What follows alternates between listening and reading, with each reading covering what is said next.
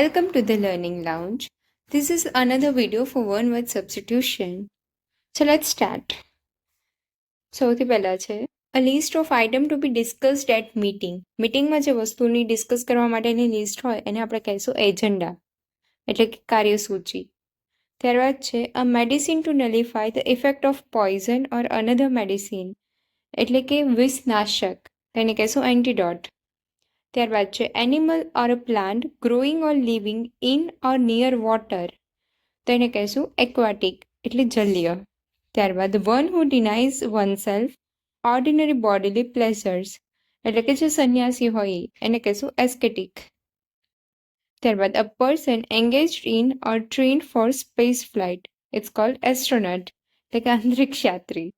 ત્યારબાદ the scientific study of celestial body like sun moon star planet etcetera એને કહીશું astronomy એટલે કે ખગોળશાસ્ત્ર.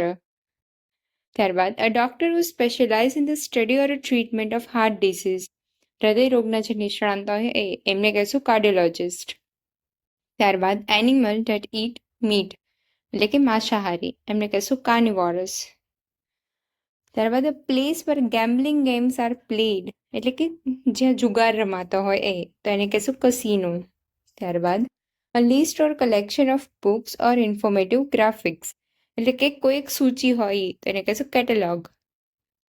After that a funeral procession એટલે કે શવયાત્રા તો એને કહીશું કોર્ટેજ.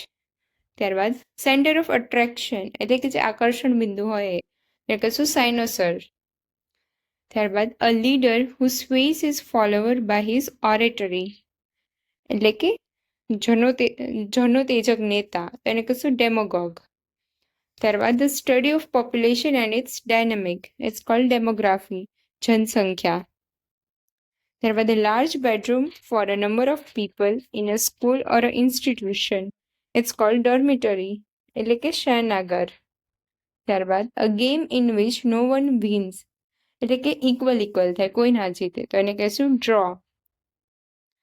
ત્યારબાદ a book or a set of books giving information about all